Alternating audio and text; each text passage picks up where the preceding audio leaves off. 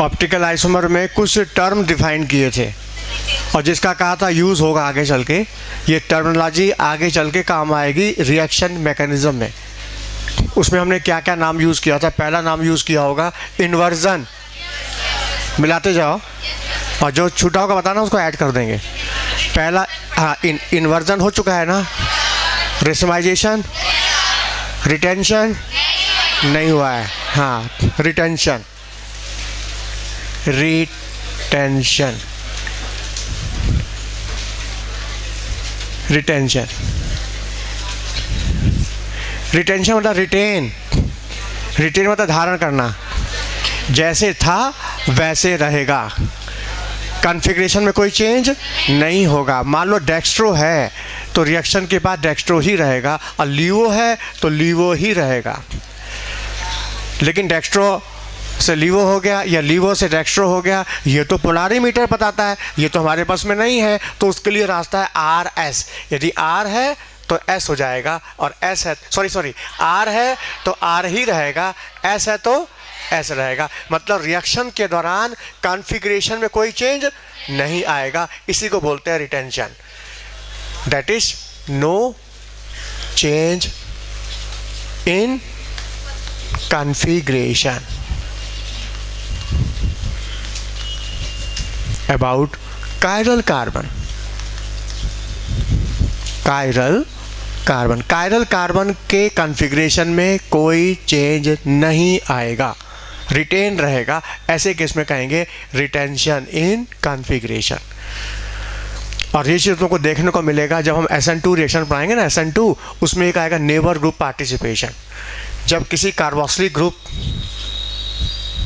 से लगा carbon sp3 है और उस पर कोई लिविंग ग्रुप लगा, लिविंग उससे लगा कार्बन कायरल है और उस पर कोई हम कार्बोक्सिलिक ग्रुप लगा दें, तो ये नेबर ग्रुप है, ये पड़ोसी ग्रुप है। इसकी वजह से क्या होगा, इस कार्बन के कॉन्फ़िगरेशन में कोई चेंज नहीं आएगा जब हम लोग करेंगे न्यूक्लियोफिलिक सब्स्टिट्यूशन रिएक्शन।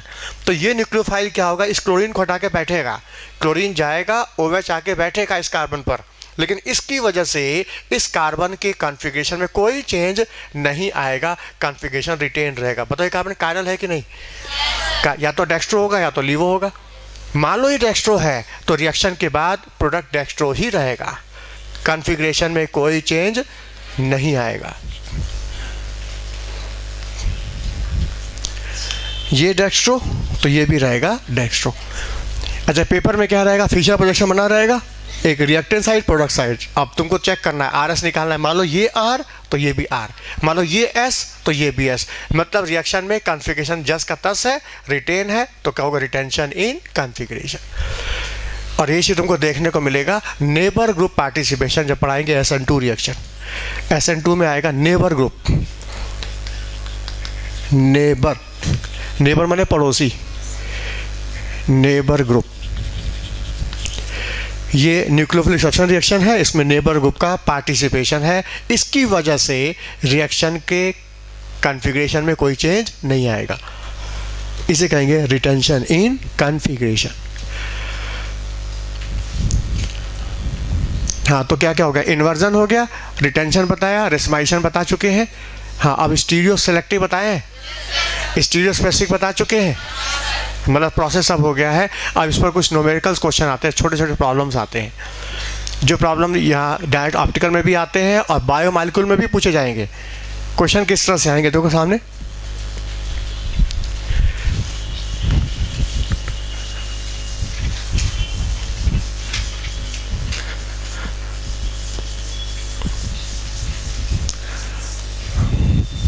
सामने देखो, बहुत हल्की बात है लेकिन ध्यान दोगे तो समझ में आएगा। जैसे अभी हमने क्या बोला कि इन्वर्जन में उलट जाएगा, रेशमाइजेशन में क्या होगा, रश्मि मिक्सचर बन जाएगा, और रिटेंशन में कोई चेंज नहीं आएगा, है ना। समझो तुम्हारे पास D के 100 मालिक्यूल थे ऑप्टिकल एक्टिव। ये मालिक्यूल क्या, ये कोई X मालिक्यूल है जो कि ऑप्टिकल एक्टिव है। इसकी संख्या कितनी है, 100, और 100 का कॉन्फ़िगरेशन क्या है, D है। या पोलारीमीटर में हम कहें D को प्लस भी कर सकते हैं, D बोलो चाहे इसको प्लस बोलो, एक ही बात है।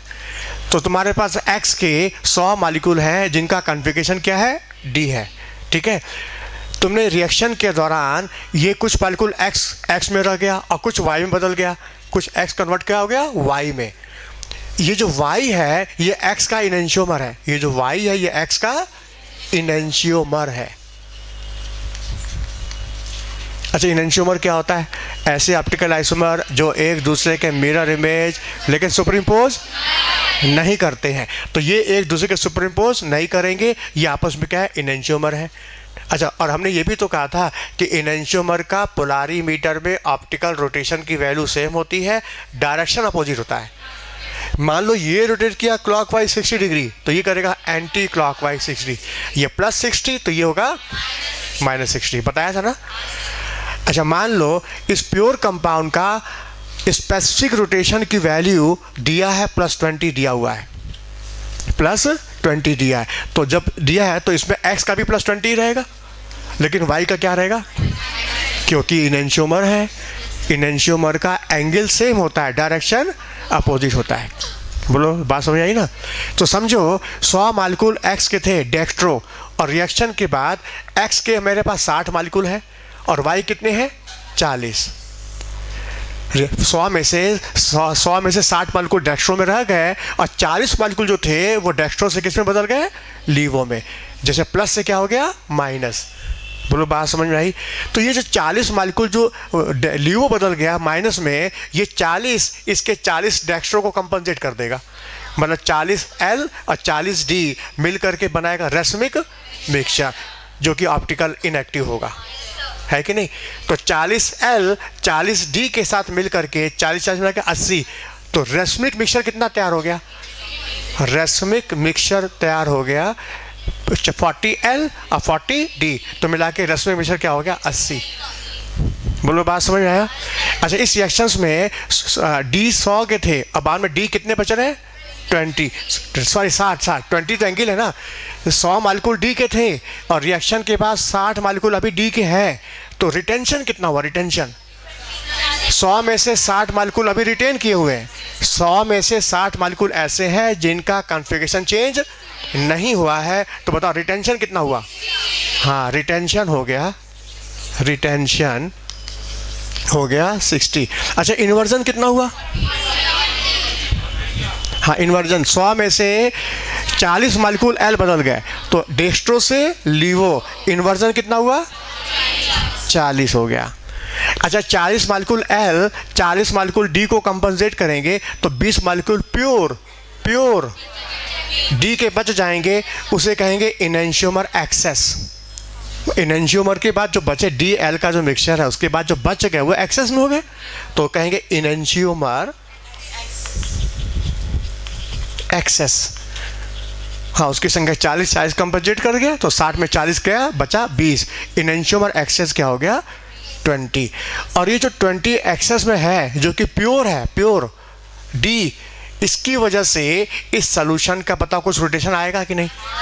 जीरो तो होगा नहीं। यदि मान लो 50-50% होता तो जीरो हो जाता, लेकिन ये जो कि ज़्यादा है, प्लस की संख्या ज़्यादा है, तो इसकी वजह से कुछ रोटेशन आएगा कि नहीं? तो जो 20 मालिक्यूल है जिनके रोटेशन आ रहा है उसे कहेंगे ऑप्टिकल प्योरिटी।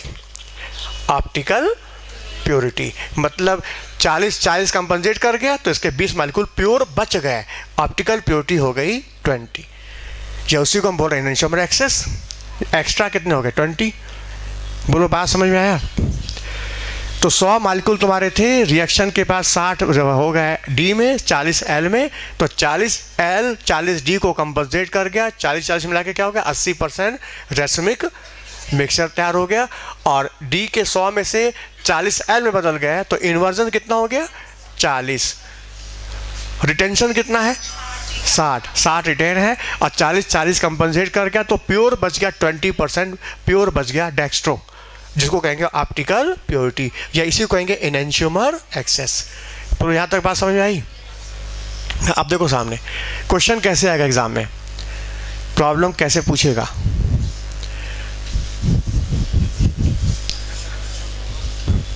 देखो सामने कोई कंपाउंड प्योर X है जिसका ऑप्टिकल रोटेशन पोलारीमीटर में बता रहा है, स्पेसिफिक रोटेशन की वैल्यू बता रहा है +20 बता रहा है। वो कंपाउंड x को उसके इनएंशियोमर y के साथ मिलाया गया, उस कंपाउंड x को उसके इनएंशियोमर y के साथ मिलाया गया। अब मिलाने के बाद मिक्सचर का ऑब्जर्व रोटेशन पोलारीमीटर में आ रहा है +10 डिग्री आ रहा है। कितना आ रहा है? +10 degree.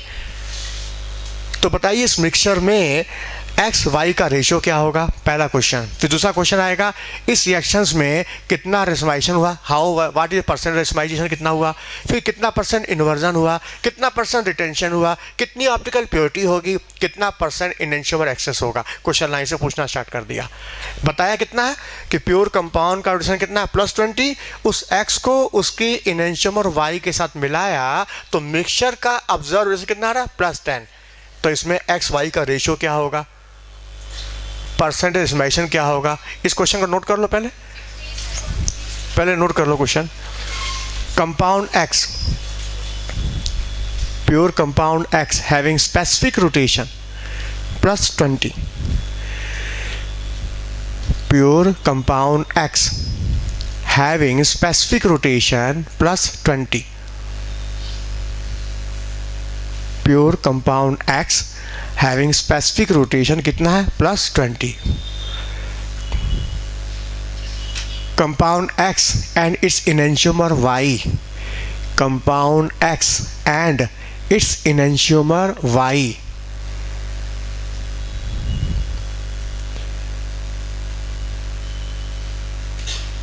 having observed rotation, compound X and its enantiomer Y mixture having observed rotation.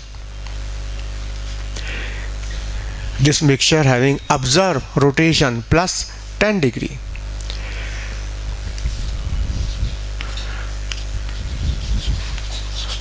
Then what will be the ratio of X to Y in the mixture? बोला नहीं अभी, पहले क्वेश्चन लिखो ना।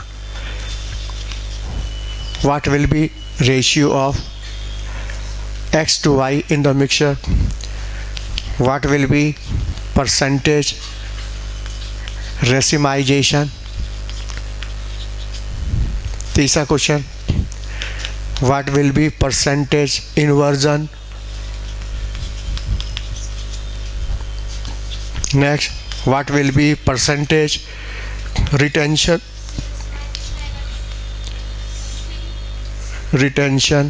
Percentage retention कितना होगा? What is the optical purity? What will be optical purity? Yeah, enantiomer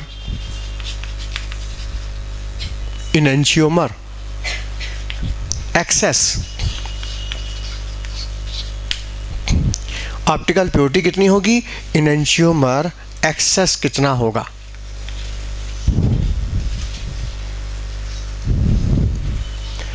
मतलब question ऐसे ही पूछता चला जाएगा।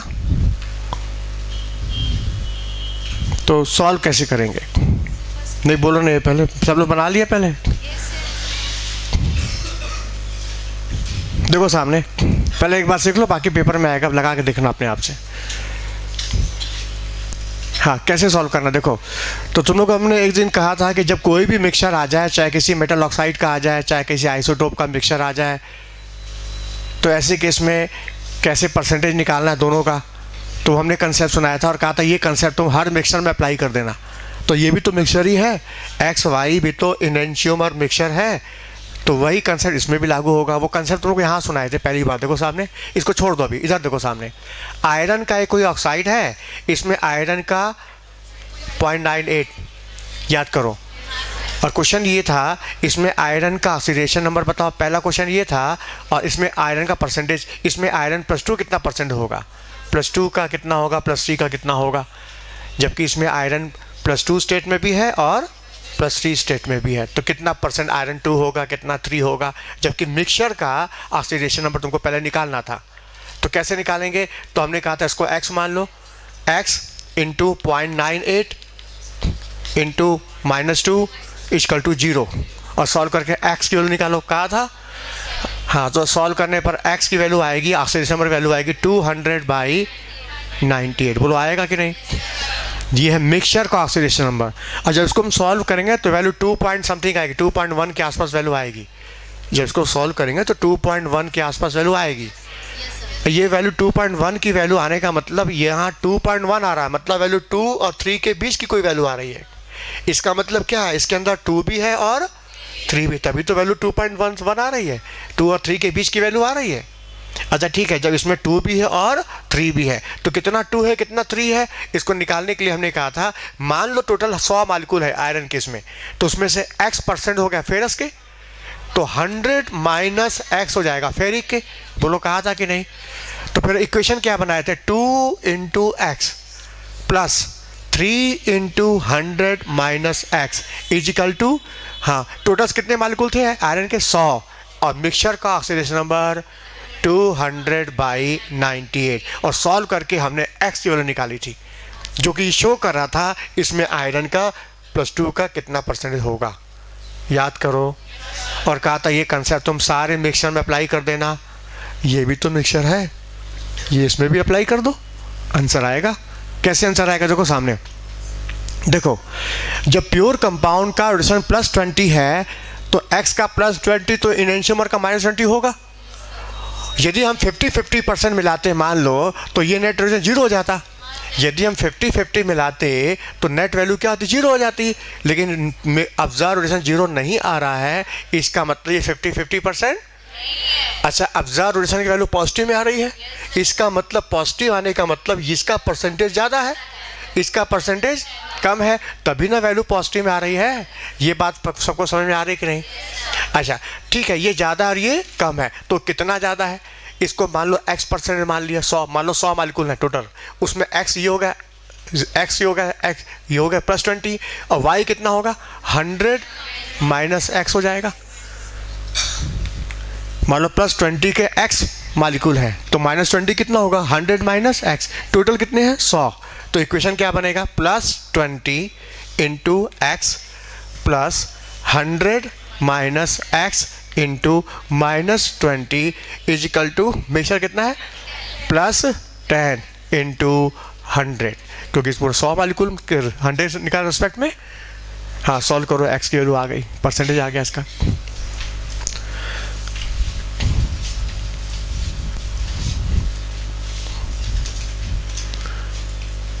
सॉल्व करो कितना आएगा,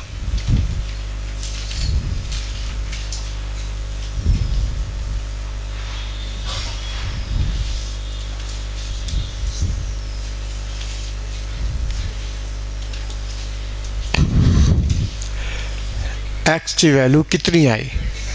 हाँ सबका आ जाए, सबका आ जाए।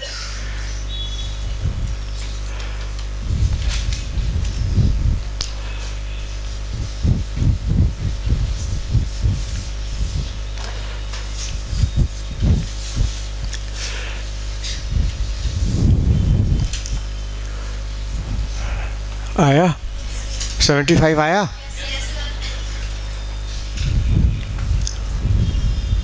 आया, तो यानी कि x ये है 75, तो निश्चित दूसरा होगा 25% और ये होगा 75%।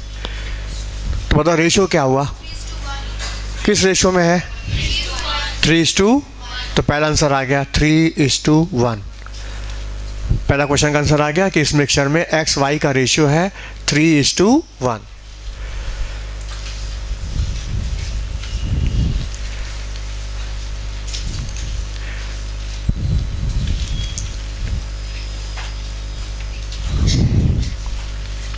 वैसे बुक में इसको निकालने का अलग फार्मूला दिया है ऑर्गेनिक की किताबों में, ये तो फिजिकल का कंसेप्ट लगा दी हम यहाँ पर, मोल फ्रैक्शन वाला, परसेंटेज वाला। बुक में ऑर्गेनिक का एक फार्मूला दिया है, इसको भी उससे भी तुम चाहो तो निकाल सकते, आंसर आ जाएगा। वो क्या है, ऑप्टिकल प्योरिटी, ऑप्टिकल प्योरिटी या इनएंशियोमर एक्सेस, इनएंशियोमर एक्सेस, दोनों की वैल्यू सेम होगी ना। ऑप्टिकल प्योरिटी इनएंशियोमर एक्सेस एक ही चीज़ है। हाँ निकालने का फार्मूला है observe rotation, observe rotation upon specific rotation, specific rotation into 100 into 100। Mixture का observe rotation upon specific rotation की वैल्यू इंटू 100। इस वैल्यू को भी हम यहाँ रख करके ऑप्टिकल प्योरिटी इनएंशियोमर एक्सेस निकाल सकते हैं। हाँ पता ऑब्जर्व रोटेशन कितना दिखा रहा है 10, तो यहाँ रख दो 10, यहाँ रख दो 10। स्पेसिफिक रोटेशन कितना दिखा रहा है +20, यहाँ +20 रख दो इंटू 100। सॉल्व करो, कितना आया 50 आया। सामने देखो ये 50 क्या है, ऑप्टिकल प्योरिटी है। मतलब x और y के बाद जो x y का जो इक्विमोलर मिक्सचर है उसके बाद बचा हुआ x है, बची हुई वैल्यू है, पता है ना। ये इनएंशियोमर एक्सेस किसको बोलते हैं, DL का इक्विमोलर मिक्सचर के बाद जो एक्स्ट्रा बच गया, एक्स्ट्रा, वो कहलाता है इनएंशियोमर एक्सेस। तो बताओ ये 50% आ रहा है ना, इसका मतलब प्लस की संख्या ज़्यादा है, तो प्लस कितना, प्लस माइनस से 50% ज़्यादा है, प्लस माइनस से मिक्सचर में 50% ज़्यादा है। तो ठीक है, बचा 50% क्या है तब, जब 50% प्लस ज़्यादा है तो बचा 50% क्या है, रस्मिक मिक्सचर। 25% प्लस 25% माइनस, तो माइनस 25%।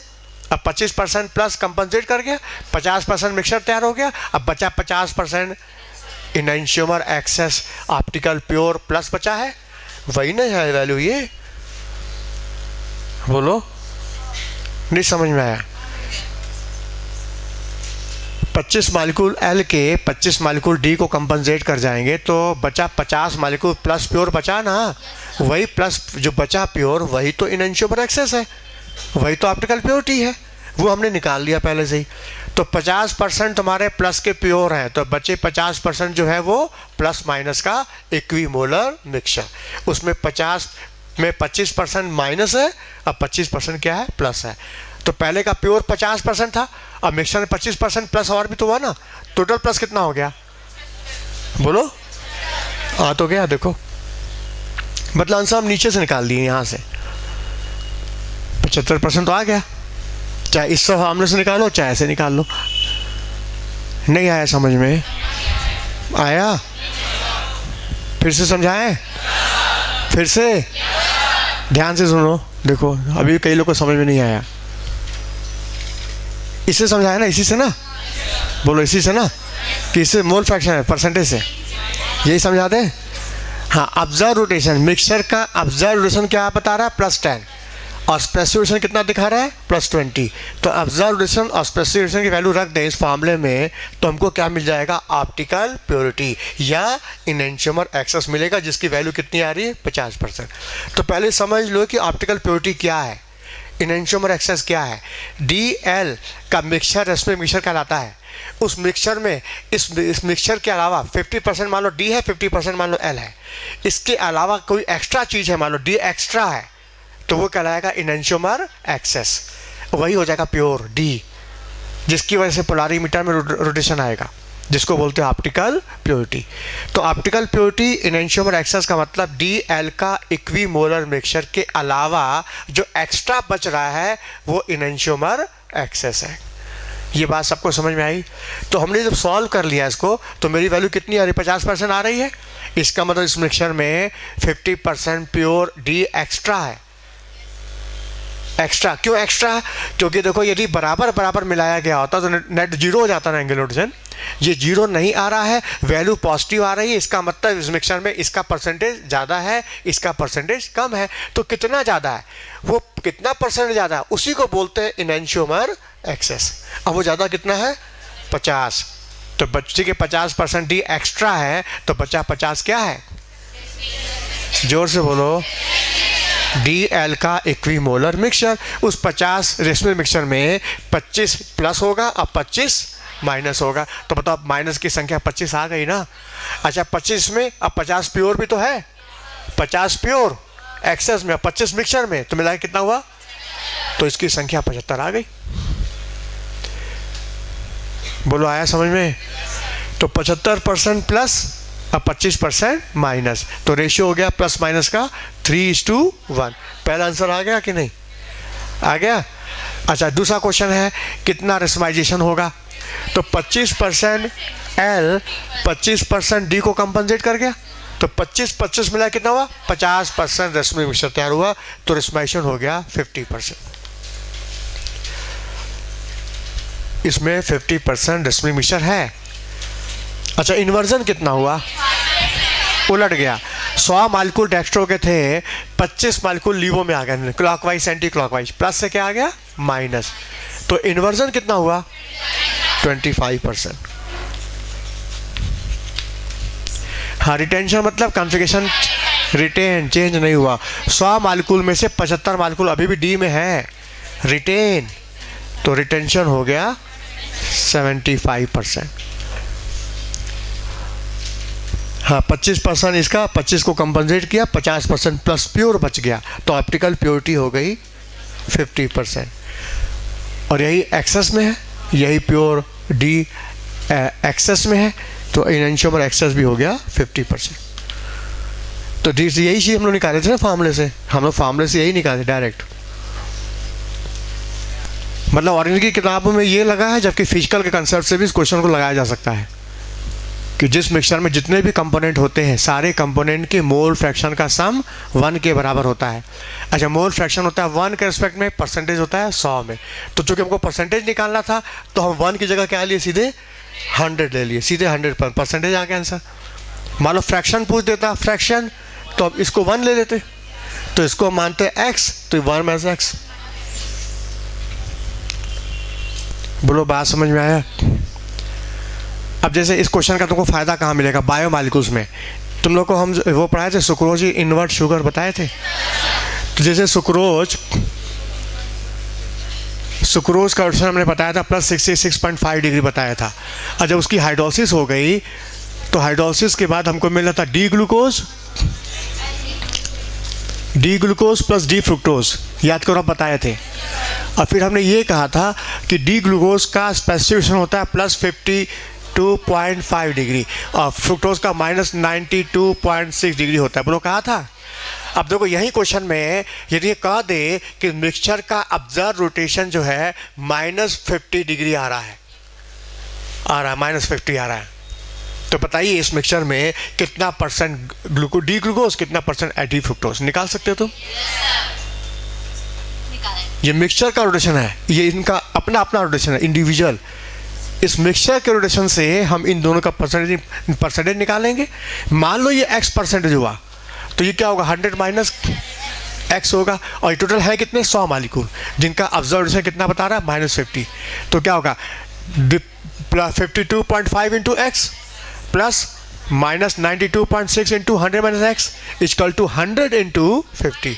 सॉल्व -50 सॉल्व करके हम x की वैल्यू परसेंटेज आएगा इसका। ये क्वेश्चन बायोमॉलिक्यूल में इस तरह से पूछ देगा, कंसेप्ट फिजिकल का, प्रॉब्लम ऑफ बायोमॉलिक्यूल का। बोलो, समझ में आया?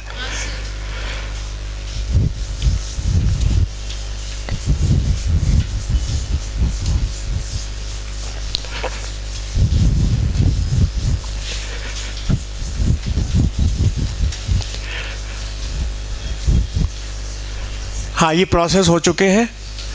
इसके बाद हाँ, जैसे क्वेश्चन आया था BHU PMT में, क्वेश्चन आया था हाउ मैनी टोटल आइसोमर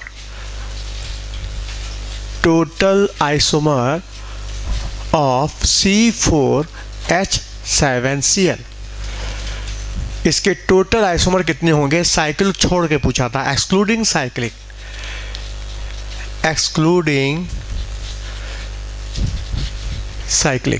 को छोड़ के, एक्सक्लूडिंग साइक्लिक।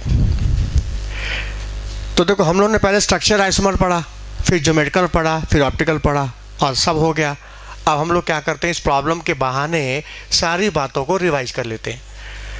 मतलब क्वेश्चन लगाओगे, सारी बातें रिवाइज होंगी। तो कैसे रिवाइज करना है, कैसे क्वेश्चन लगाना, उसका तरीका क्या है, कैसे हमको टोटल आइसोमर निकालना है। टोटल में क्या है? स्ट्रक्चर एंड स्टीरियो में ज्योमेट्रिकल, ऑप्टिकल, टोटल्स गिन के बताना इतने आइसोमर होंगे।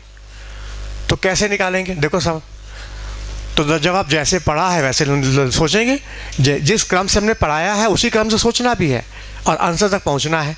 तो कैसे सॉल्व करेंगे? देखो सामने, सबसे पहले ये चेक करेंगे कि जो फार्मूला हमको दिया है वो सैचुरेट है कि अनसैचुरेट है। इसके लिए हमने डी सिखाया था, डी डिग्री ऑफ अनसैचुरेशन।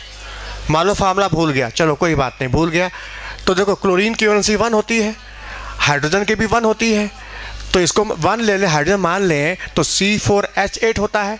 और C4H8 फार्मूला बताओ एल्कीन का है, मतलब ये एल्कीन है, मतलब ये अनसैचुरेट है, इसमें 1 पाई होगा। जब इसमें 1 पाई है तो स्ट्रक्चर बनाते समय ये हमेशा ध्यान रखना कि इसमें 1 पाई जरूर होना चाहिए, तभी वो स्ट्रक्चर इस फार्मूले को सेटिस्फाई करेगा, तभी तो आइसोमर बनेगा। बोलो क्लियर? अच्छा, तो बताओ स्ट्रक्चर स्टार्ट करें हम लोग, क्योंकि हमने स्ट्रक्चर सबसे पहले पढ़ाया और स्ट्रक्चर में सबसे पहले चेन सिखाया। चेन, तो बताओ मेरे पास कितने कार्बन है? तो 4 कार्बन के पहले चेन बना लो। कितनी चेन बन सकती है? एक चेन ये बनेगी, दूसरी चेन ये बनेगी, बन गई। चेन सिखाया। अच्छा, चेन के बाद हमने पोजीशन सिखाया और कहा था पोजीशन चेन फिक्स रहेगी, पोजीशन में chain should be identical, chain नहीं बदलेगी। हाँ, उस पर्टिकुलर चेन में पोजीशन बदलेगी, किसकी? Functional group, double bond, triple bond, substituent. कहा था साइड चेन बना किया था। तो बताओ यहाँ तुम्हारा डबल बॉन्ड है ना, क्लोरीन भी तो लगा है, सब्स्टिट्यूएंट भी तो है, तो मतलब डबल बॉन्ड क्लोरीन की पोजीशन को बदलना है। अब बदल के आइसोमर तैयार करना है। मान लो हमने डबल बॉन्ड यहाँ लगाया तो इसका नाम ब्यूट 1 आया। अब इस डबल बॉन्ड को घिसका के यहाँ लगा दें तो ब्यूट 2 आ जाएगा, नाम बदल जाएगा, यानी पोजीशन आइसोमर बन गया कि नहीं? बन गया। अच्छा, डबल बॉन्ड यहाँ लगा के देखें, यहाँ लगाए डबल बॉन्ड, अब तो 1,2 मिथाइल प्रोप 1 1 2 3 2 मिथाइल प्रोप 1 यही नाम आएगा ना। अच्छा, इस डबल बॉन्ड को उठा के यहाँ लगा दें, वही नाम आ जाएगा। इसको उठा के यहाँ लगा दें, वही नाम आएगा। मतलब इस पर्टिकुलर चेन में डबल बॉन्ड की पोजीशन में कोई आइसोमर नहीं बनेगा। बोलो क्लियर? अच्छा, तो डबल बॉन्ड लगा दिया, अब क्या बचा मेरे पास? क्लोरीन। अब क्लोरीन लगाएंगे, ठीक है, क्लोरीन लगाते जाएंगे, लेकिन अभी हम काउंटिंग नहीं कर रहे हैं, अभी काउंटिंग नहीं स्टार्ट किया हमने।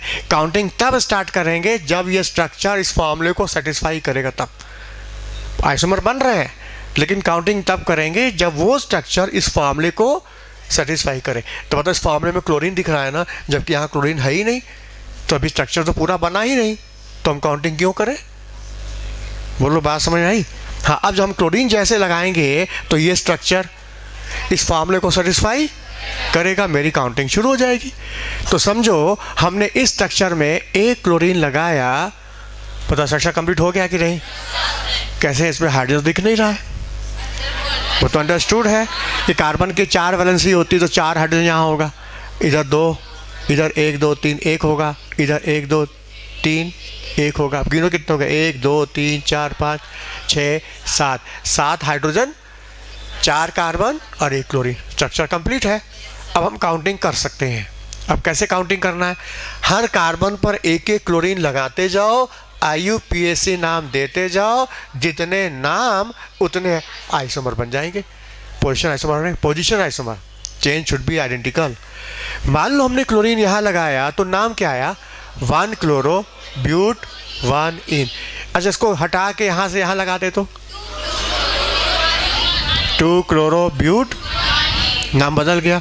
अच्छा, इसको उठा के यहाँ लगा दे तो 3 क्लोरो, नाम बदल गया। अच्छा, यहाँ से नंबर 1 2 3 क्लोरो ब्यूट 1 अच्छा, इसको उठा के यहाँ लगा दे तो 4 क्लोरो ब्यूट, नाम बदल रहा है। तो हमने एक क्लोरीन हर जगह लगाया, कितने नाम पाया? तो इस पर्टिकुलर चेन के बन गए 4 पोजीशन आइसोमर बन गए। अब वही काम इधर करना है, इसमें भी हमने एक क्लोरीन यहाँ लगाया तो क्या नाम आया? 1 क्लोरो ब्यूट 2 अब इसको यहाँ से हटा के यहाँ लगा दें, 2 क्लोरो ब्यूट, नाम बदल रहा है। अच्छा, इसको उठा के यहाँ लगा दें, वही नाम आएगा जो यहाँ आ चुका है, रिपीट हो गया, काट दो। अच्छा, यहाँ लगाएंगे तो वही नाम आएगा जो यहाँ आ चुका है, काट दो। बोलो क्लियर? कितने नाम? 2 नाम। यानी इस पर्टिकुलर चेन के बन गए 2 पोजीशन, इसके बने 4, इसके बन गए 2। वही काम इधर करेंगे हम। हाँ, यहाँ पर हमने क्लोरीन लगाया, क्या नाम आया? 1 क्लोरो 2 मिथाइल प्रोपीन। बोलो, है ना? अच्छा, इस क्लोरीन को यहाँ से हटा के यहाँ लगा दें तो वही नाम कैसे आएगा? 1 2 3, यहाँ हो जाएगा 1 2 3, 3 क्लोरो 2 मिथाइल प्रोपीन आ जाएगा ना? नाम बदल रहा है। अच्छा, इस क्लोरीन को उठा के यहाँ लगा दें। हाँ, अब वही नाम आएगा जो यहाँ आ चुका है, तो इसको छोड़ दो, नाम रिपीट हो, काट दो, नया नाम ऐड कर लो। बोलो क्लियर? तो इसके कितने नाम आए? यानी इस पर्टिकुलर चेन के पोजीशन आइसोमर बन गए 2। तो देखो, चेन हो गया, पोजीशन हो गया, फिर क्या पढ़ाया हमने? फंक्शनल। क्या इसमें फंक्शनल आइसोमर मिलेगा? फंक्शनल आइसोमर के लिए ऑक्सीजन चाहिए, नाइट्रोजन चाहिए, ये तो हैलोजन है, हैलोजन तो सब्स्टिट्यूएंट होता है, तो फंक्शनल आइसोमर कहाँ से मिलेगा? चलो हटाओ फंक्शनल को। फंक्शनल के बाद मेटामर बताया गया था, मेटामर मिलेगा? क्यों नहीं मिलेगा? क्योंकि मेटामर में जो ग्रुप होता है वो बाइवलेंट होता है, बाइवलेंट पॉलीवलेंट होना चाहिए। फंक्शनल ग्रुप शुड बी बाइवलेंट और पॉलीवलेंट, जबकि क्लोरीन मोनोवलेंट है। क्लोरीन की तो एक ही वैलेंसी है, और एक वैलेंसी वाला कभी मेटामर शो, हटाओ उसको। अब उसके बाद क्या पढ़ा है? टाटोमर। टाटोमर के लिए कहा गया था विड्रॉइंग ग्रुप होना चाहिए, उसमें पाई बॉन्ड होना चाहिए, विड्रॉइंग ग्रुप से लगा अल्फा कार्बन होना चाहिए, अल्फा कार्बन sp3 होना चाहिए, उस पर कम से कम एक हाइड्रोजन होना चाहिए। हाँ बताओ, विड्रॉइंग ग्रुप तो है, विड्रॉइंग ग्रुप तो है, ये विड्रॉइंग ग्रुप तो दिख रहा है, अल्फा कार्बन भी दिख रहा है, sp3 भी दिख रहा है ना?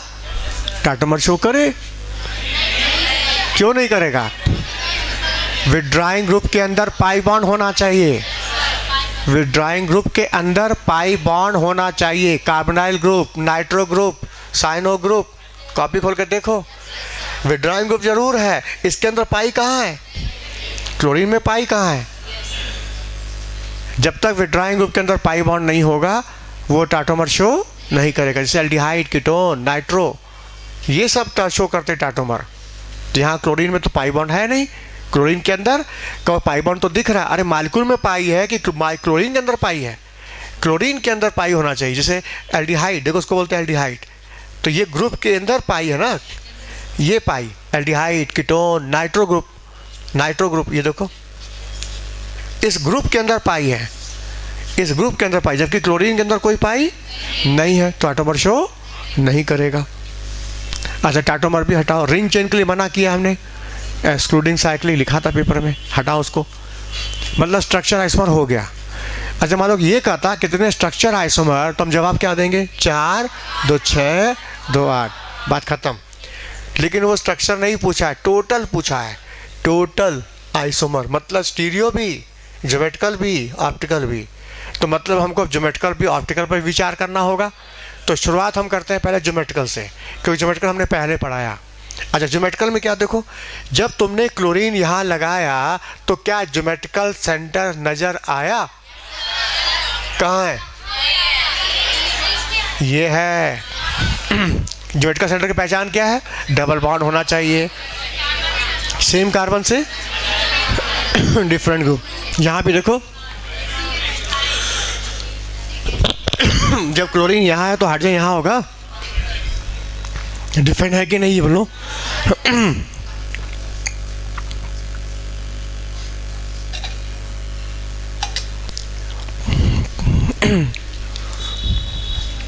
हाँ, फिर कोई पानी के लिए बोल दो पीछे से।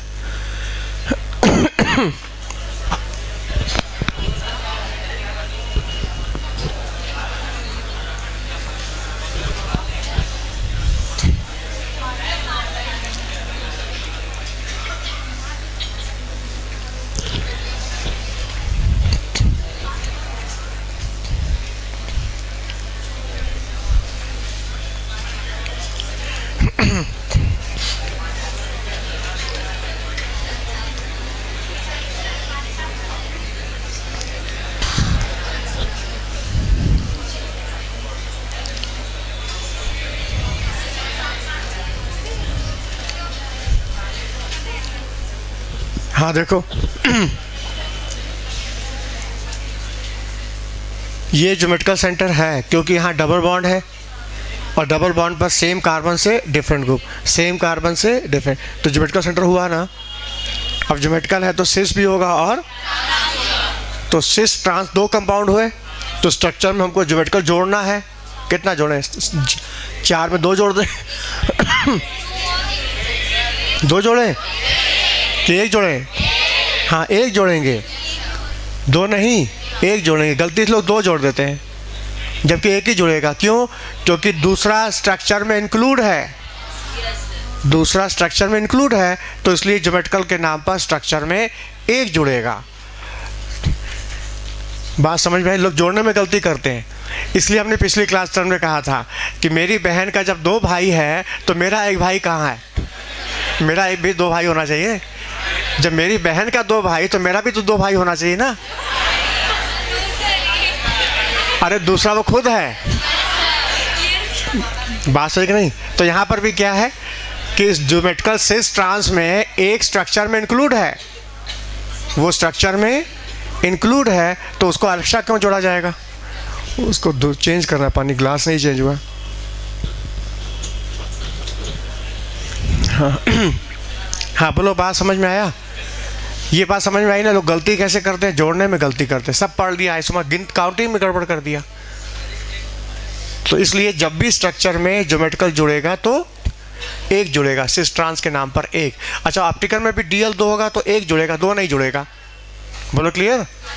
अच्छा देखो, जब क्लोरीन तुमने उठा करके यहाँ लगाया तो ज्योमेट्रिकल सेंटर नजर आया? बोलो आया? क्लोरीन यहाँ से उठ के यहाँ चला गया ना, ज्योमेट्रिकल सेंटर है? नहीं है। देखो ये ग्रुप सेम हो गया, और सेम हो जाने से ज्योमेट्रिकल सेंटर नहीं है। ज्योमेट्रिकल सेंटर में क्या, दोनों कार्बन डिफरेंट ग्रुप लगे होने चाहिए। यहाँ भी डिफरेंट, यहाँ भी डिफरेंट। ये डिफरेंट है लेकिन ये डिफरेंट, तो ज्योमेट्रिकल सेंटर कैसे हुआ? नहीं है। अच्छा मान लो क्लोरीन उठा के यहाँ लगाए तो क्या ज्योमेट्रिकल सेंटर हुआ? अब भी नहीं हुआ। यहाँ लगाया, अब भी नहीं है। नहीं है ना? इधर आ जाओ। जब क्लोरीन यहाँ लगाए थे तो क्या इसमें ज्योमेट्रिकल सेंटर था? बोलो हाँ है। इस कार्बन से देखो क्लोरोमिथाइल और एक हाइड्रोजन होगा, इससे मिथाइल और एक हाइड्रोजन, ये डिफरेंट, ये डिफरेंट, दिस ज्योमेट्रिकल सेंटर। तो जब क्लोरीन यहाँ लगा था स्ट्रक्चर में तो ये ज्योमेट्रिकल सेंटर हुआ। तो इस ज्योमेट्रिकल के नाम पर स्ट्रक्चर में हमको 1 जोड़ना पड़ेगा, नहीं? अच्छा जब क्लोरीन को यहाँ लगाए थे तो क्या ये ज्योमेट्रिकल सेंटर था? अब भी है। हाँ इस पर मिथाइल क्लोरीन डिफरेंट, और इस पर देखो मिथाइल और H डिफरेंट, और ये डबल बॉन्ड। ज्योमेट्रिकल के ही ना कहा था डबल बॉन्ड होना चाहिए और दोनों कार्बन पर डिफरेंट ग्रुप होना चाहिए। A भी डिफरेंट, यहाँ भी A भी डिफरेंट। ये ज्योमेट्रिकल सेंटर की पहचान बताए थे ना, वो चीज़ तुमको यहाँ मिल रही है। देखो ज्योमेट्रिकल सेंटर यहाँ ये अभी भी है। जब क्लोरीन लगाया तो ये डिफरेंट और ये भी डिफरेंट। तो पता ज्योमेट्रिकल के नाम पर हमको एक और ऐड करना होगा। यहाँ लगाया तब भी ज्योमेट्रिकल, यहाँ क्लोरीन लगाया तब भी ज्योमेट्रिकल। बोलो समझ में आया? जब क्लोरीन यहाँ लगा था तो क्या ज्योमेट्रिकल सेंटर नहीं था? फिर जब क्लोरीन यहाँ लगाया उठा के तो तब भी ज्योमेट्रिकल सेंटर हुआ। तो ज्योमेट्रिकल के नाम पर स्ट्रक्चर में पता 1-1 जुड़ेगा ना, हमने जोड़ दिया। 1-1 जुड़ेगा, 2-2 नहीं, क्योंकि स्ट्रक्चर में दूसरा इंक्लूड है। मान लो सिस ट्रांस, तो सिस स्ट्रक्चर में ट्रांस के नाम पर जुड़ेगा, सिस स्ट्रक्चर में ट्रांस के नाम पर दूसरा जुड़ जाएगा। हाँ चलो मान लो क्लोरीन यहाँ लगाया तो क्या ज्योमेट्रिकल सेंटर नजर आया? बोलो इस क्लोरीन से हाइड्रोजन डिफरेंट ग्रुप तो लगा है। हाँ ये डिफरेंट है लेकिन ये क्या है? मिथाइल मिथाइल सेम हो गया, और सेम हो जाने से ज्योमेट्रिकल सेंटर नहीं है। अच्छा हटाओ, यहाँ से हटा के मान लो क्लोरीन यहाँ लगाए तो ये डिफरेंट हो जाएगा, लेकिन यहाँ H हो जाएगा, तब ये सेम हो जाएगा। जब क्लोरीन उठा के यहाँ जाएगा तो H इधर आएगा ना, तो ये सेम ये डिफरेंट, तो ये सेम हो जाने से ज्योमेट्रिकल सेंटर नहीं है। बोलो क्लियर? अच्छा अब ऑप्टिकल देखा जाए। ऑप्टिकल, अब जैसे क्लोरीन यहाँ लगाया, इस जगह पे क्लोरीन लगाया तो कायरल सेंटर नजर आया? कायरल सेंटर नहीं आएगा, क्योंकि कायरल सेंटर की पहचान क्या है? पहले sp3 होना चाहिए। Chiral centre optical isomer should be tetrahedral, वो sp3 होना चाहिए, उस पर लगे चारों ग्रुप डिफरेंट। तो पहली बात तो ये sp2 है। हाँ ये sp3 है मानते हैं, लेकिन यहाँ पर तो H लगा है ना, क्लोरीन जब यहाँ लग गया तो H लगा होगा, एक ही ना क्लोरीन लगाना है। तो जब H लग गया, दो ग्रुप सेम हो गया, तो कायरल सेंटर कहाँ है? नहीं हुआ। अच्छा जब क्लोरीन यहाँ लगाए थे तो क्या ये कायरल सेंटर हुआ? अब भी नहीं हुआ। अच्छा क्लोरीन जब यहाँ लगाए थे तो हाँ अब ये हो गया कायरल सेंटर। हाँ यहाँ क्लोरीन, हाइड्रोजन, मिथाइल और विनाइल, एक ग्रुप, दो ग्रुप, तीन ग्रुप, चार ग्रुप, चारों group different. This carbon is chiral. और सिंगल कायरल हमेशा एक्टिव होता है, डी भी होगा और एल। तो डी एल के नाम पर, डेक्स्ट्रोलिवो के नाम पर कितने जुड़े? एक जुड़ेगा, दूसरा नहीं, क्योंकि दूसरा स्ट्रक्चर में इंक्लूड है। लोग गलती क्या करते हैं, ऑप्टिकल के नाम पे दो जोड़ देते हैं, सब किए किराए पानी फिर गए। सब जोड़ने की भी कला सीखनी है, कैसे जोड़ना है। अच्छा मान लो क्लोरीन यहाँ लगाया तो क्या कायरल सेंटर नजर आया? अब भी नहीं है कि नहीं? दो हाइड्रोजन सेम हो गए, कायरल नहीं है। अच्छा इधर आ जाओ, जब क्लोरीन यहाँ लगाए थे तो क्या कायरल सेंटर था? यहाँ दो हाइड्रोजन है, तो कायरल नहीं हुआ। और जहाँ क्लोरीन लगाया तो ये तो sp2 हो गया, और sp2 कायरल हो ही नहीं सकता, और यहाँ लगा नहीं सकते, यहाँ इसमें कोई ऑप्टिकल नहीं है। अच्छा क्लोरीन जब यहाँ लगाया था तो कोई कायरल सेंटर, ये तो sp2 है कि नहीं? अच्छा जब क्लोरीन यहाँ लगाया था तो ये कायरल हुआ, क्योंकि यहाँ दो हाइड्रोजन होंगे, एक क्लोरीन एक ग्रुप ये, बाकी दो हाइड्रोजन, तो हाइड्रोजन सेम हो जाने से कार्बन कायरल नहीं हुआ। बोलो क्लियर? ऑप्टिकल भी हो गया। अब गिनो कितने हो गए? 4, 5, 6, 7, 8, 9, 10, 11, 12। ये आंसर हो गया 12 टोटल आइसोमर। ये सब बात प्रैक्टिस की है, प्रैक्टिस हो जाएगी तो आंसर जल्दी आएगा। वो समझाने के लिए हमको सब बात खोल के बताना पड़ गया, ताकि पिछला सब रिवाइज हो जाए कि क्वेश्चन इस तरह से आएगा तो कैसे सोचना है। सोचना वैसे ही है जैसे तुमने पढ़ा है, पहले स्ट्रक्चर, फिर इसके बाद स्टीरियो, उसमें ज्योमेट्रिकल पहले, फिर ऑप्टिकल। और जोड़ना कैसे है, मतलब खोज भी ले, जोड़ना कैसे है? स्ट्रक्चर में स्टीरियो के नाम पर एक एक जुड़ेगा। बोलो बात समझ में आई? इस तरह से क्वेश्चन लगाना है, और जो मेरी शीट आएगी उसको लगा के देखना क्वेश्चन कैसे लगता है। तरीका ये है लगाने का। हाँ चलें आगे। हाँ अब देखो, हमने तुम लोग को RS निकालना सिखाया, और उसके बाद फिशर सिखाया। फिशर से मान लो एग्ज़ाम में फिशर ना दे करके सॉहर्स दे दिया, या फ्लाइंग वेज दे दिया, या न्यूमान दे दे, और पूछ दे कि इसका RS कॉन्फ़िगरेशन बताओ, या एरिथ्रो बताओ, DL मीसो बताओ, तो क्या करेंगे हम? उस प्रोजेक्शन को पहले फिशर में कन्वर्ट कर लेंगे, और फिशर में कन्वर्ट करने के बाद वैसे ही सॉल्व करेंगे जैसे हम लोग कर रहे थे। फिशर में तो सबने सीख लिया है ना, फिशर सीख लिया है। कोई नया प्रोजेक्शन आता है तो उस फिशर में कन्वर्ट कर लो, और कन्वर्ट करके जैसे सॉल्व करते कर लो। तो आज हम क्या सिखाएंगे? ट्रांसलेशन, एक कन्फॉर्मर को दूसरे में कैसे कन्वर्ट करना है। ठीक है, लाना किसमें? फिशर में।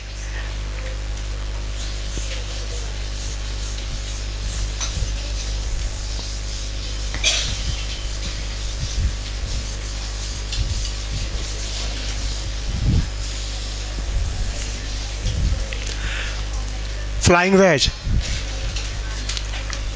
फ्लाइंग वेज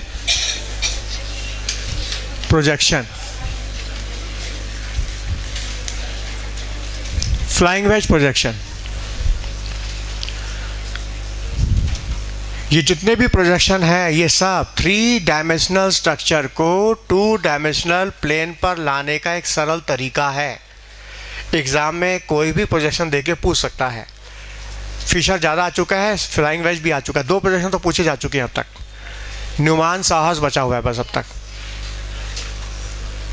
तो देखो फ्लाइंग वेज प्रोजेक्शन की पहचान क्या है? इसमें सेंट्रल कार्बन को दिखाना है जबकि फिशर में नहीं दिखाना था। उसमें दो, हाँ, फ्लाइंग वेज में दो सिंपल लाइनें दिखाई जाएंगी और बाकी एक डैश लाइन दिखाएगा, डैश लाइन, और एक दिखाएगा बोल्ड लाइन, बोल्ड लाइन। इस तरह का कोई भी स्ट्रक्चर है पेपर पर, समझना ये फ्लाइंग वेज है।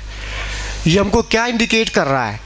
ये इंडिकेट कर रहा है कि सिंपल लाइन और सेंट्रल कार्बन ये प्लेन ऑफ पेपर पे है। जैसे बोर्ड देख रहे हैं, बोर्ड प्लेन, तो ये कार्बन और ये लाइन ये प्लेन पर है, plane of paper, plane of board. हाँ, और ये जो डैश लाइन दिख रहा है, इस पर कोई भी ग्रुप होगा वो बोर्ड के पीछे है, और बोर्ड लाइन जो दिख रहा है वो प्लेन के ऊपर है। Bold line above the plane, dash line below the plane, और simple line central carbon in the plane of paper. समझो यहाँ पे ग्रुप लगा A, B, C, D। तो देखो A और C पेपर के ऊपर है, A और C ये सब प्लेन ऑफ पेपर पे है।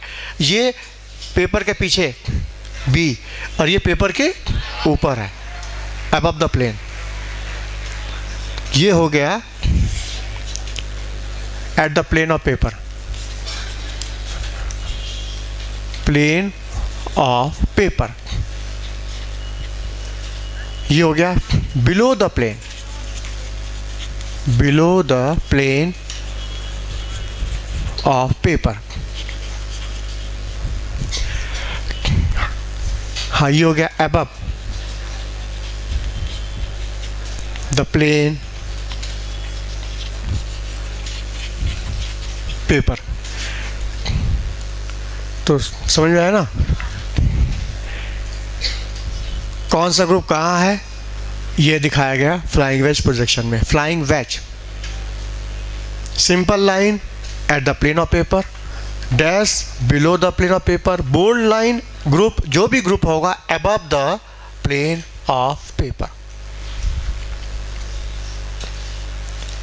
अब मान लो इसे में डिफरेंट ग्रुप लगा दिया, fluorine, chlorine, bromine, iodine, different group लगा दिया।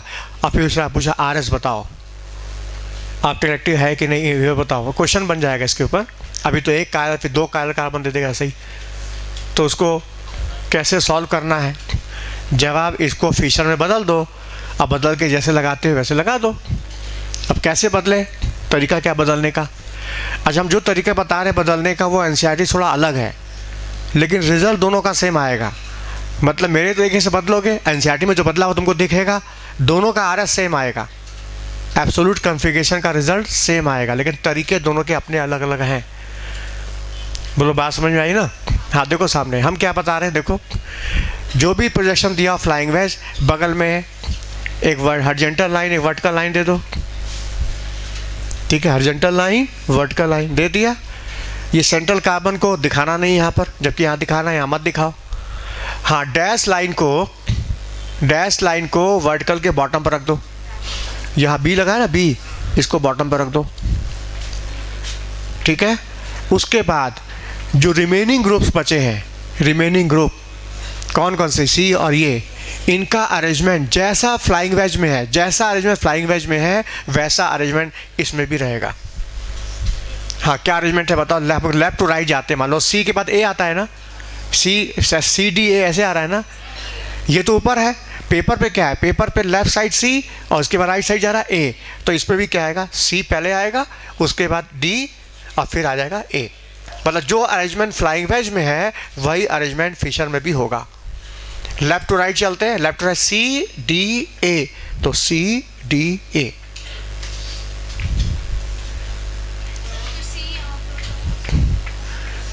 सबसे पहले हॉरिजॉन्टल लाइन, वर्टिकल लाइन दे दिया, हॉरिजॉन्टल लाइन, वर्टिकल लाइन दे दिया, और बॉटम पर वो ग्रुप दिखाओगे जो डैश लाइन वाला ग्रुप होगा। डैश लाइन वाले ग्रुप को वर्टिकल के बॉटम पर रख दो। रख दिया। रखने के बाद जैसा प्रोजेक्शन, जैसा ओरिएंटेशन ग्रुप का फ्लाइंग वेज में है, सेम वैसा ही फिशर में होना चाहिए। ये नियम है। हाँ, क्या अरेंजमेंट हम देख रहे हैं? लेफ्ट टू राइट चलते हैं। मान लो लेफ्ट टू राइट है ना, तो पहले क्या आता? C, फिर आता D, फिर A। तो लेफ्ट टू राइट चलेंगे तो पहले क्या आएगा? C, फिर D, फिर A। जैसा अरेंजमेंट फ्लाइंग वेज वैसा अरेंजमेंट फिशर।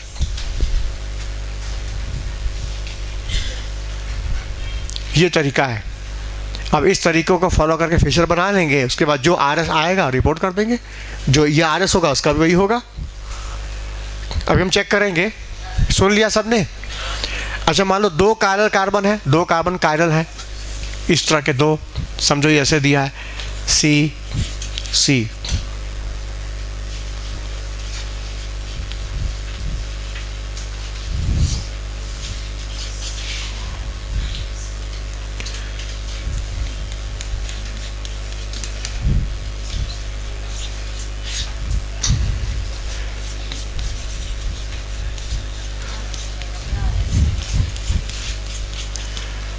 अब देखो ध्यान से, यहाँ पर लगा समझो ए बी सी और ई एफ जी, मतलब ऐसे लगा है। हाँ, इसका कैसे ड्रॉ करेंगे? देखो सामने, हाँ देखो ये लाइन दिख रही है, लाइन, ये मालिक्यूल का लाइन दिख रही है। हाँ, पहले बगल में क्या करो, उसमें 2 कार्बन कायरल है ना, 2 कार्बन कायरल है, तो 2 हॉरिजॉन्टल लाइन दे दो, वर्टिकल लाइन एक दे के बीच में 2 हॉरिजॉन्टल लाइन शो करा। 2 कार्बन कायरल है, एक ये और ये। हाँ, अब क्या करो, इस डैश लाइन वाले ग्रुप को वर्टिकल के बॉटम पर रख दो। बॉटम में क्या, ए रख दो, रख दिया। ये मालिक्यूल का प्लेन हो गया। अब इस प्लेन से लेफ्ट से राइट चलो, लेफ्ट टू राइट। क्या आया? पहले बी आया, फिर सी आया, फिर बोलो ए तो गया, ए तो गया, ए तो चला गया। लेफ्ट टू चलो, लेफ्ट टू राइट चल रहे हैं, तो ए तो डैश लाइन पर आ चुका है, ए को तुमने जगह दे दी है, डैश लाइन को वर्टिकल के बॉटम पर तो रख ही दिया। अब रखना किसको तुमको? बी और, अच्छा दोनों, हाँ बी और सी। ये बी इसका है, पहले वाले का है। हाँ, हम लेफ्ट टू राइट चल रहे हैं मान लो, तो पहले बी के बाद सी आ रहा है, बी के बाद सी, तो यहाँ भी लेफ्ट टू राइट चलेंगे तो बी के बाद क्या आएगा? सी। और ये प्लेन तो जा रहा है ऊपर ना, ये तो ऊपर जा रहा है लाइन। लेफ्ट टू राइट चले, बी के बाद सी, तो लेफ्ट टू राइट चलेंगे, बी के बाद सी। अच्छा, इसके बाद इस डैश लाइन को वर्टिकल के टॉप पर रख दो। जिसका डैश वर्टिकल के बॉटम पर था, तो इसका डैश वर्टिकल के टॉप पर। यहाँ क्या है? जी। हाँ, अब जो इस प्लेन के लेफ्ट टू राइट चलो, लेफ्ट टू राइट। पहले क्या आया? ई, फिर क्या आया? एफ। तो लेफ्ट टू राइट जाएंगे तो पहले ई और फिर एफ। मतलब जो प्रोजेक्शन फ्लाइंग वेज में है वही प्रोजेक्शन फिशर में भी होगा।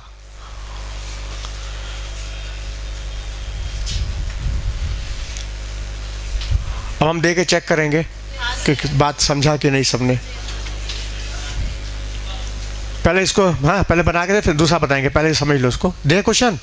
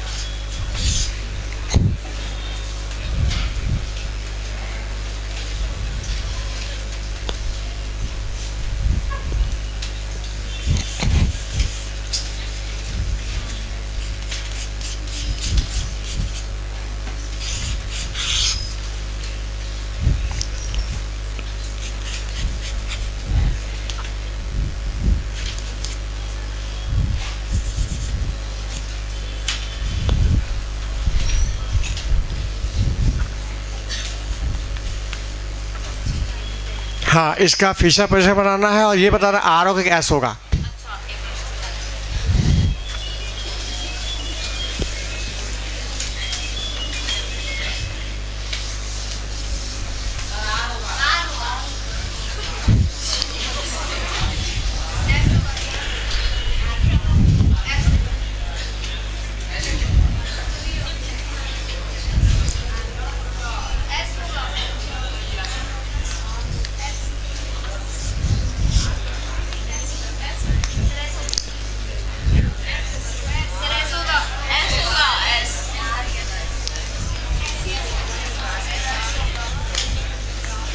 ये सारे एनसीईआरटी के हैं।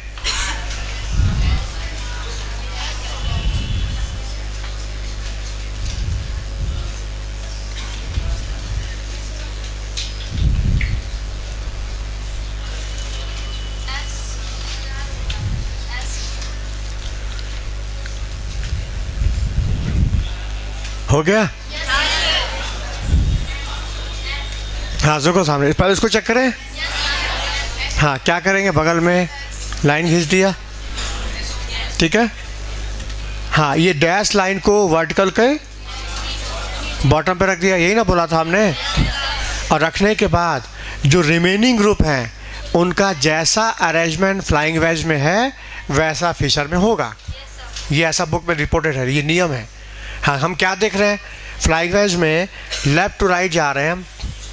हाँ ये इसको हटा, इसको छोड़ दो, इसको ये तो रखा गया ना, इसको मत देखो। अब बचा क्या, CH3 COOH NH2। तो हम लेफ्ट टू राइट जा रहे हैं, पहले क्या आया, CH3 आया, फिर COOH आया, फिर NH2 आया। तो लेफ्ट टू राइट जाएंगे, पहले क्या आया, CH3, उसके बाद COOH और NH2 group.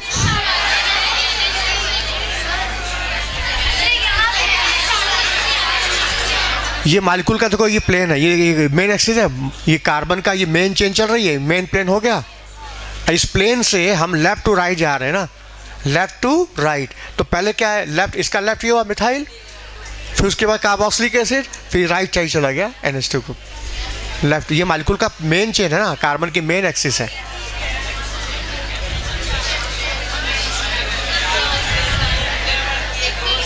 Left to right, left to right. ये कार्बन कार्बन देखो, ये मेन एक्सिस चल रही है ना प्लेन पर। इस मेन एक्सिस से लेफ्ट टू राइट जा रहे हैं हम, पहले CH3, फिर कार्बोक्सिलिक एसिड, फिर NH2। और डैश को मत देखो, डैश को तुमने जगह दे दिया, वो तो वर्टिकल के बॉटम पे गया। रिमेनिंग ग्रुप का अरेंजमेंट क्या है, बोलो बोलो। तो ये हम लेफ्ट, ये ना मेरा लेफ्ट, हम यहाँ से खड़े ना, हम डिसाइड कर रहे हैं। लेफ्ट मेरा ये हुआ, लेफ्ट टू राइट, समझे। मेरे ऐसे खड़े तो मेरा लेफ्ट ये हुआ ना, लेफ्ट टू राइट। तो पहले ये आया, फिर ये आया, फिर लास्ट में राइट इधर पहुँच गया, राइट पर। हाँ क्या फाइनल हुआ, क्या आ रहा है, हाँ S। तो ये भी क्या हो गया, S। अच्छा वो निकालो, बोलो। हाँ इसमें वही तरीका है। हाँ इस हाइड्रोजन को डैश लाइन को वर्टिकल के बॉटम पर, रिमेनिंग ग्रुप का जो अरेंजमेंट है वह इसमें भी होगा।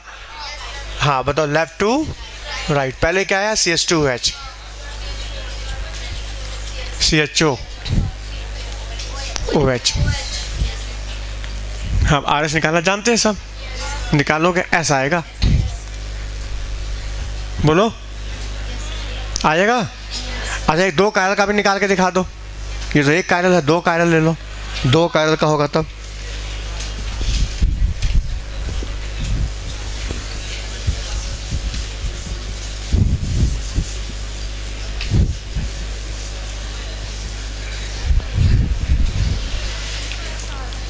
C,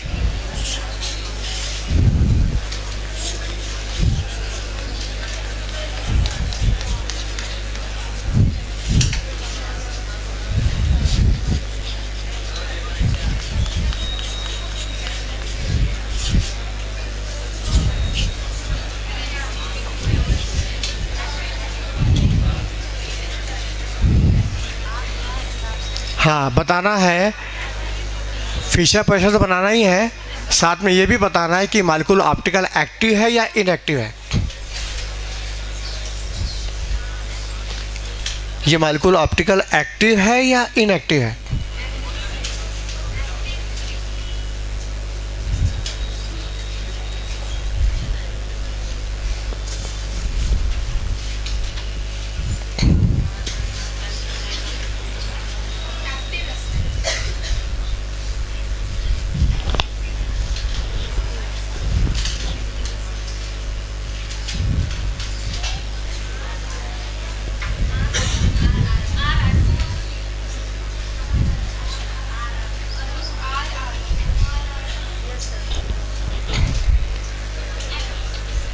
पहले फिशर बनाया कि नहीं, और एक्टिव इनएक्टिव चेक करने के लिए देखना होगा उसमें कायरल कार्बन है कि नहीं, बीच से काटने से कलाफ होगा कि नहीं, हाँ मेरा भी सुपर इम्पोज करेगा कि नहीं ना।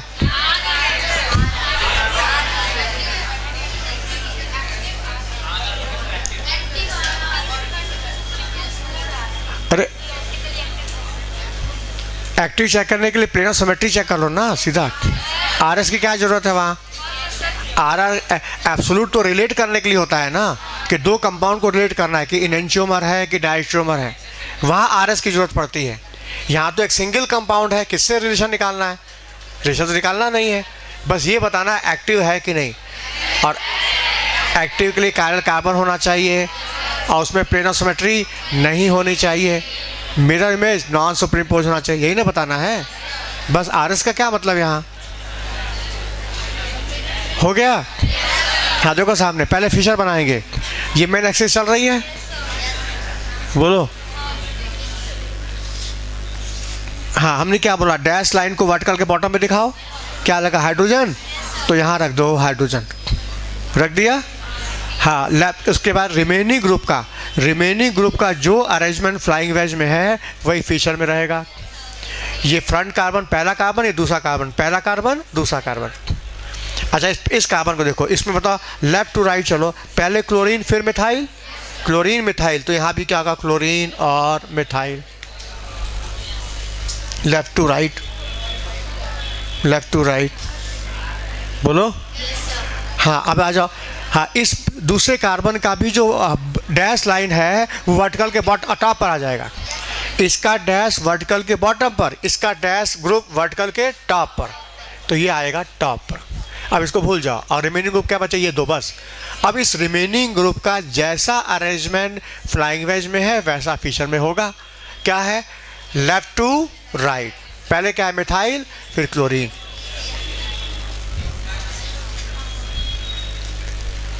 आ गया? हाँ अब देखो ध्यान से, ये कार्बन कायरल है, ये भी कायरल है, बीच से काटने से इक्वल हाफ नहीं होगा, ऑप्टिकल एक्टिव, ये मॉलिक्यूल ऑप्टिकल एक्टिव है।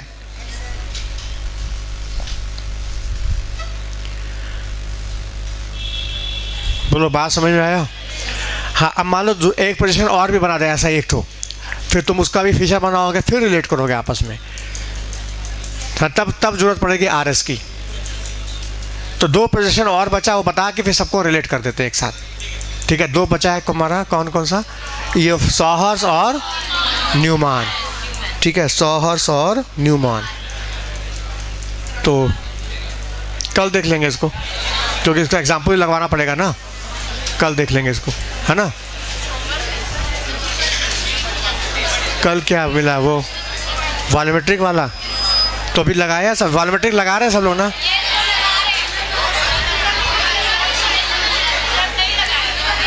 वॉल्यूमेट्रिक नहीं लगाए हैं? हाँ जितना लगता है लगाओ, बाकी साथ लगाएंगे क्लास में। कल वाले टेस्ट पेपर में 2 क्वेश्चन दिक्कत है। हाँ बोलो बोलो बोलो।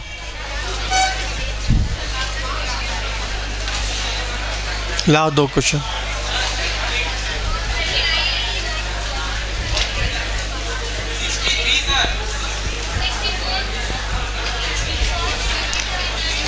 $64, $63,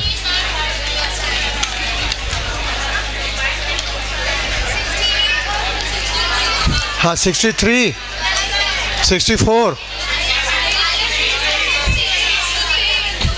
खड़े के बोलो, खड़े के बोलो, फिर बैठ गया।